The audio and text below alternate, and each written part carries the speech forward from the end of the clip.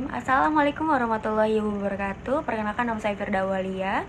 Saya dari kelompok 2 bertemakan Al-Quran dan beranggotakan Muhammad Faiz, Devi Anggraini, Rosa Deamanda, dan Rula Salsabila. Di sini saya ingin menyampaikan pengertian dari Al-Quran, yaitu secara etimologis, kata Al-Quran mengandung arti bacaan atau yang dibaca.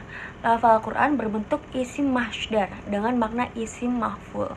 Al-Quran merupakan puncak dan penutup wahyu Allah yang diperuntukkan bagi manusia dan bagian dari rukun iman yang disampaikan kepada Nabi Muhammad melalui perantaran malaikat Jibril. Lalu, sejarah turunnya Al-Quran. Wahyu pertama turun pada saat Nabi berusia 40 tahun saat berada di Gua Hiro, 17 Ramadan. Al-Quran tidak turun sekaligus. Ayat-ayat Al-Quran turun secara berangsur-angsur selama 22 tahun, 2 bulan, 22 hari. Para ulama membagi masa turunnya ini dibagi menjadi 2 bagian periode, yaitu periode Mekah dan periode Madinah. Periode Mekah berlangsung selama 12 tahun, 600 sampai 622 Masehi. Masa kenabian Rasulullah dan surat-surat yang turun pada waktu ini tergolong surat Makkiyah. Sedangkan periode Madinah yang dimulai sejak peristiwa hijrah berlangsung selama 10 tahun, 622 sampai 632 Masehi, dan surat yang turun pada kurun waktu ini disebut surat Madaniyah. Ilmu Al-Quran yang membahas mengenai latar belakang atau sebab-sebab suatu atau beberapa ayat Al-Quran diturunkan disebut asbabun nuzul, sebab turunnya suatu ayat. Lalu ada kedudukan Al-Quran. Al-Quran sebagai sumber berbagai disiplin ilmu keislaman. Al-Quran sebagai wahyu Allah SWT. Kitabul Naba wal Akhbar, berita dan kabar. Al-Quran minhajul haya, pedoman hidup. Dan Al-Quran sebagai sumber hukum Islam yang pertama dan utama. Sebagai pedoman hidup umat Islam, ada nama lain dari Al-Quran yang mengandung banyak hikmah. Nama-nama tersebut tidak terlepas dari kemuliaan Al-Quran sebagai mukjizat dari Allah SWT. Nama-nama lain Al-Quran diantaranya ada Alkitab yang berarti buku, Al-Furqan pembeda benar dan salah, Az-Zikir pemberi peringatan, Al-Mau'idah pelajaran atau nasihat, Al-Hukum peraturan atau hukum, Al-Hikmah yang berarti kebijaksanaan, Asy-Syifa obat atau penyembuh, Al-Huda yang berarti petunjuk, At-Tanzil yang diturunkan, dan lain-lain. Sebagaimana yang ditegaskan oleh Allah bahwa Al-Quran diantara fungsinya adalah sebagai hidayah, peringatan, syifa, dan rahmat. Ada pula fungsi Al-Quran dilihat dari realitas kehidupan manusia, yaitu 1. Al-Quran sebagai petunjuk jalan yang lurus bagi kehidupan manusia. 2. Al-Quran sebagai mukjizat bagi Rasulullah SAW. Yang ketiga, Al-Quran menjelaskan kepribadian manusia dan ciri-ciri umum yang membedakannya dari makhluk lain. 4. Al-Quran sebagai korektor dan penyempurna kitab-kitab Allah sebelumnya. 5. Menjelaskan kepada manusia tentang masalah yang pernah diperselisihkan umat Islam terdahulu. 6. Tuntunan dan hukum untuk menempuh kehidupan. Sebagai kitab suci agama Islam, kaum muslim hendaknya memperhatikan sejumlah adab saat membaca Al-Quran.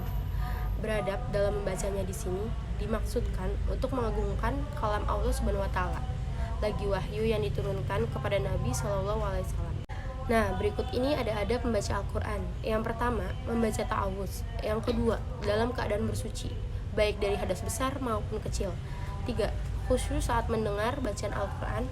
4. Menghayati bacaannya. 5. Menangis saat membaca dan mendengar ayat Al-Quran. 6. Memperindah suara bacaan Al-Quran. Dan 7. Membaca Al-Quran dengan suara yang tidak terlalu keras dan tidak terlalu rendah. Kemukjizatan Al-Quran. Mukjizat diartikan sebagai kejadian atau peristiwa yang sukar dijangkau oleh kemampuan akal manusia. Sisi bahasa. Gaya bahasa Al-Quran membuat orang Arab pada saat itu merasa kagum dan terpesona, bukan saja orang-orang mukmin, tetapi juga bagi orang-orang kafir. Kehalusan ungkapan bahasanya membuat banyak di antara mereka masuk Islam.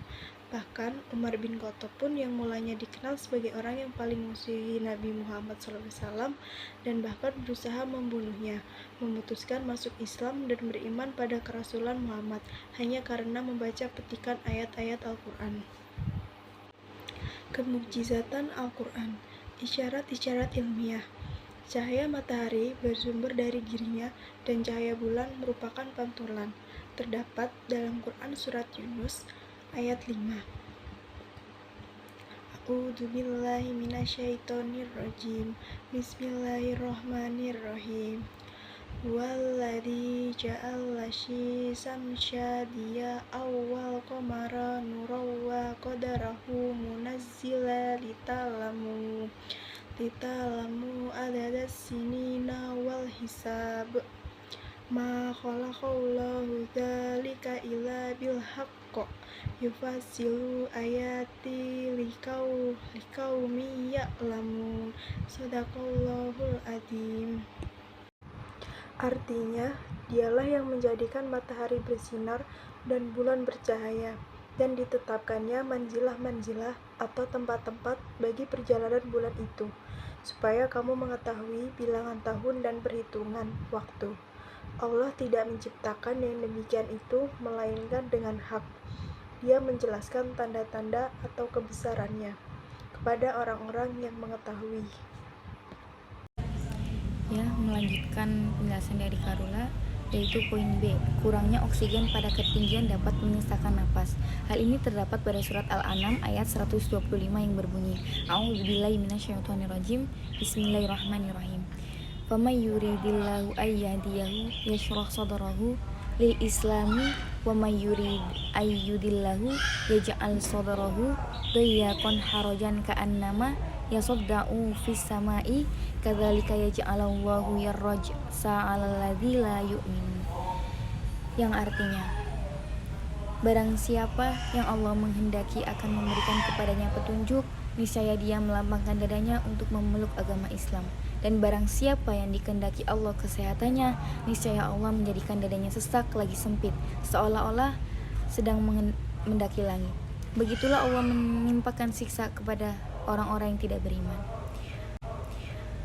Kemudian poin C, perbedaan sidik jari manusia. Terdapat dalam surat Al-Qiyamah ayat 4 yang berbunyi, A'udzubillahi minasyaitonirrajim, Bismillahirrahmanirrahim. Bala qadirina ala an nusawwi banana. Yang artinya, bukan demikian, sebenarnya kami kuasa menyusun kembali jari jemarinya dengan sempurna. Ya, kemudian poin D, masa penyusuan yang tepat dan kehamilan minimal. Terdapat dalam surat Al-Baqarah ayat 233 yang berbunyi, A'udzubillahi minasyaitonirrajim, Bismillahirrahmanirrahim. Wal walidatu yurdi'na auladahunna haulaini kamilaini liman arada ayyutimmar rodo'ah wa 'alal maulidi lahu rizquhunna wa kiswatuhunna bil ma'ruf. Yang artinya, para ibu hendaklah menyusukan anak-anaknya selama 2 tahun penuh, yaitu bagi yang ingin menyempurnakan penyusuan, dan kewajiban ayah memberi makan dan pakaian kepada para ibu dengan cara ma'ruf.